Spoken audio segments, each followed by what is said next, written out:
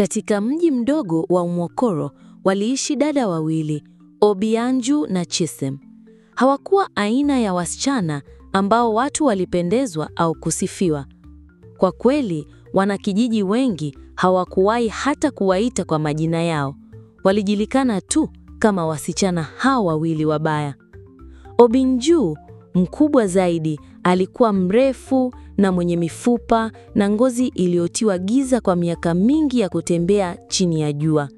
Chisem, kizibao kidogo, alikuwa na pua bapa, meno yaliyopinda na macho ambayo hayakuonekana kamwe kuelekea upande ule ule. Jiji hilo halikuwa na fadhili, haswa kwa wasichana kama wao, wasichana ambao hawakuendana na mtindo finyu wa kile watu walichoita warembo. Watoto waliwadhihaki, wakicheka na kuwaelekezea kile wanapopita. Watu wazima waliwakwepa na ndugu hawakuweza hata kufika karibu na boma lao. Lakini Obianju na Chisem hawakuwa watu wa kujificha. Walijiita wadada warembo wa ajabu kupita Umokoro nzima, kwa ujasiri ambao ulimkera kila mtu. Walijipodoa vipodozi vizito, lipstick nene nyekundu iliyopakwa pembeni na kope zilizofanana na manyoya zilizokwama kwenye vifuniko vyao. Nguo zao zilikuwa za kung'aa, mara nyingi hazilingani, lakini walivaa kwa ujasiri ambao karibu ulionekana kama ukaidi. Ili tu kuhisi utu wao na kwa wanakijiji kutambua uzuri wao. Lakini haijalishi wanajipodoa vipi, wanakijiji bado wanawaona kuwa wasichana wabaya zaidi katika kijiji hicho. Waone, Mama Ebra angetumia wanapopita, wakionekana kama vinyago na bado wanatembea kama malkia. Obianju na Chisem hawakujali, au angalau walitenda kama hawakufanya. Walitembea sokoni kana kwamba ni mabinti wa nchi. Obinju na Chisem walikuwa wasumbufu sana. Kila wakati katika biashara ya kila mtu, walijiweka kwenye mazungumzo hayakuwahusu na kubishana na mtu yoyote. Lakini chini ya sauti kubwa, vipodozi na matusi waliotupa duniani, dada walibeba huzuni ya utulivu. Kitu ambacho watu hawakukiona ni jioni walipokaa kwenye chunga chao kidogo wakijifutia vipodozi kwa ukimya. Au jinsi Chisem angejitazama kwenye kioo na kisha kutazama pembeni haraka. Au nyakati ambazo Obinju alichelewa kulala, akijifanya kuwa na shughuli nyingi ili Chisem hasisikie akilia. Walikuwa wasichana wawili tu ambao walikuwa wamejifunza kuvaa silaha zilizotengenezwa na tabia. Maisha ya Umokoro hayakuwahi kuwapa nafasi ya kuwa na furaha. Mama yao kabla hajafa akisema, uzuri haupo usuni binti zangu, bali moyoni. Lakini ulimwengu haukuona mioyo yao, iliona tu kilicho juu na kuwahukumu bila huruma. Wakati mwingine maneno ambayo watu waliwarushia yanakata zaidi kuliko walivyoruhusu. Siku moja sokoni, wakiwa wanatembea na vipodozi vyao vya ujasiri na nguo za rangi, walikutana na watu wa wastani. Waliwacheka, hata pepo machafu waogopa hawa, mmoja wao alisema. Wote waliwacheka huku wakipita walipodhani wasichana hawasikii. Walisikia kila wakati, hata wanaume wa kijijini walikataa kuwaoa. Siku zote walikuwa wakipita kivulini kwao. Nani angewaoa hawa? Wanaume wengine mada wangesema hata kama wangewakimbilia bure. Walikusanya moja tu. Bado walionyesha kwa sauti kubwa, choko na bulasi, lakini uzito ulikuwa unazidi kuwa mzito. Jioni moja, jua likizama nyuma ya Umokoro, Obianju alisimama mbele ya kioo kidogo kilichovunjika kilichokuwa kinang'ania kwenye ukuta wa udongo. Chisem, alisema kwa upole, unaamini mama yetu alikuwa right? Kuhusu nini? Chisem alinung'unika kwenye kona alikokaa, akimenya viati vya tamu. Uzuri upo moyoni. Chisem alitazama juu, macho yake jaa maumivu. Mioyo yetu ni safi hujuu, lakini kusubiri hakutusaidii. Kijiji wanatudharau na sisi hatujajiumba wenyewe. wanaonekana kuhuzunika sana. Kisha wanaangaliana. Walikaa mkimya kwa muda mrefu hadi Obianidu Anuju alipozungumza tena. Hatuwezi kuendelea kuishi hivi, alisema. Ikiwa ulimwengu hautaona mioyo yetu, basi tunahitaji kutafuta njia ya kubadilisha hadithi yetu. Tunahitaji suluhisho. Sauti ya Chisim ilitetemeka. Tunaenda kutafuta msaada wa kweli. Labda ni ya kiroho, labda ni kitu kingine. Lakini naamini kuna kitu huko nje kwa ajili yetu. Siku iliyofuata, akina dada walipakia begi ndogo, kanga mbili, nguo nyingine kuukuza mama yao na chupa ya mawese. Walifunga vichwa vyao kwenye mitandio na kuondoka alfajiri kabla ya mtu yoyote kijijini kuwaona.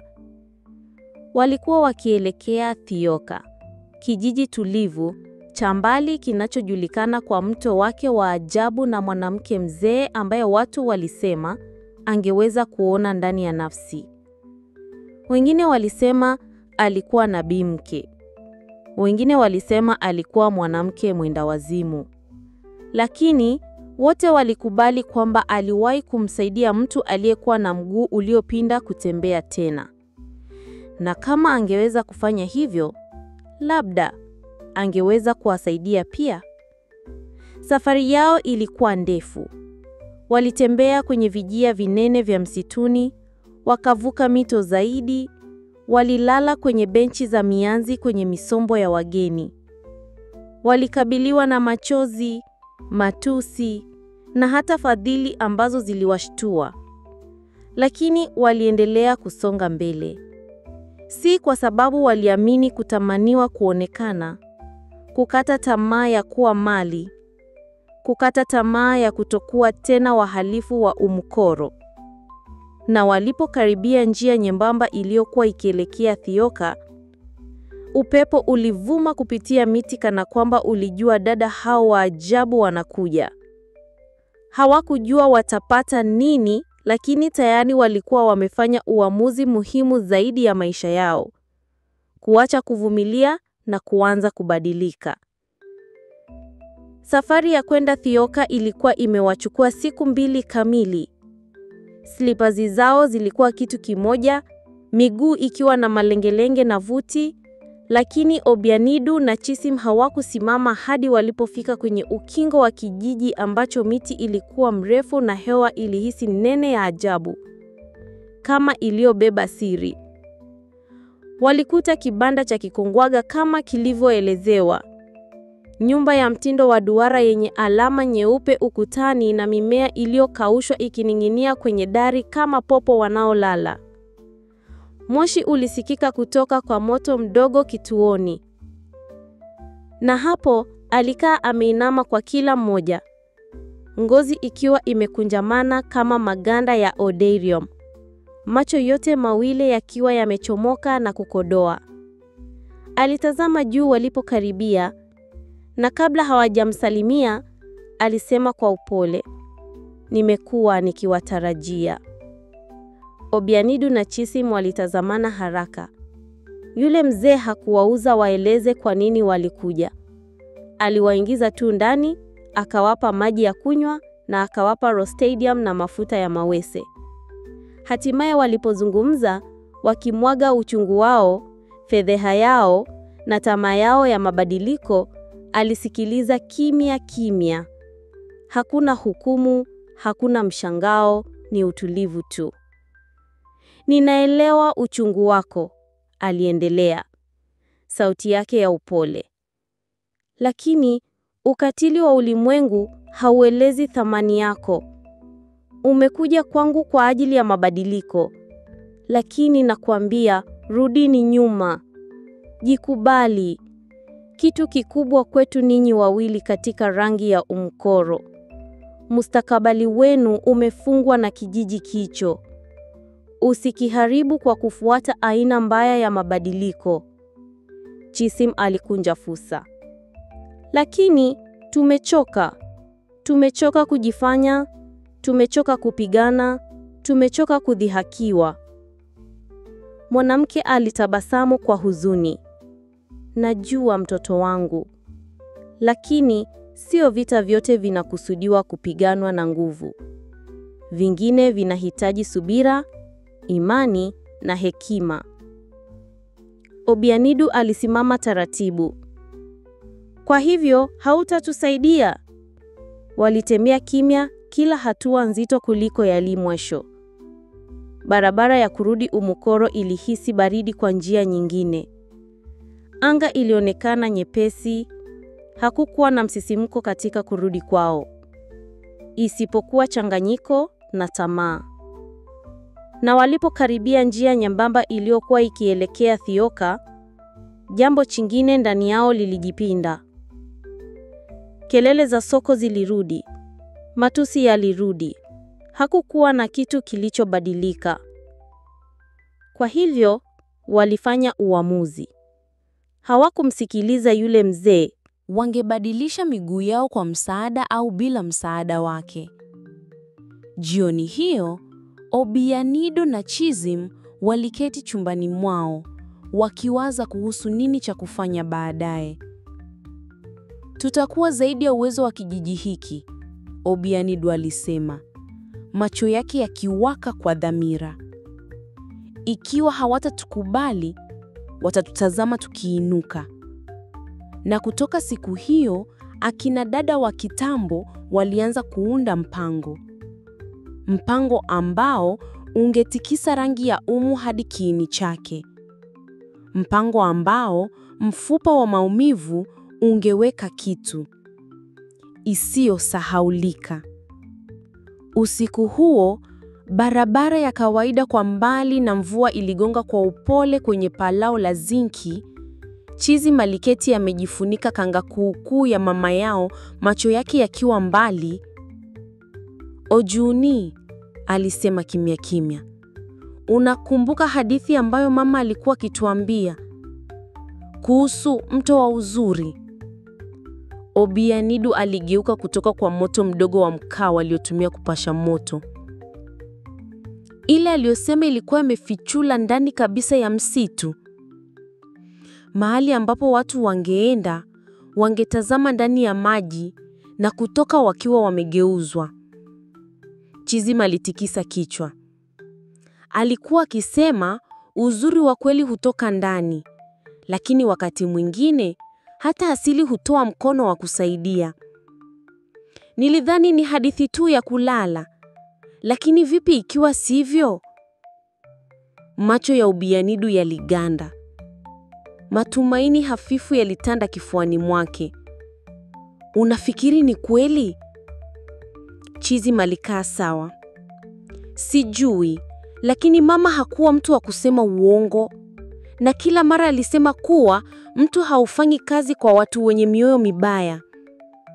Kwamba inaonyesha tu kilicho ndani yako. Kimya kikatanda kati yao. Kisha Obianidu akasimama bila kujifunika. Kisha tutaipata.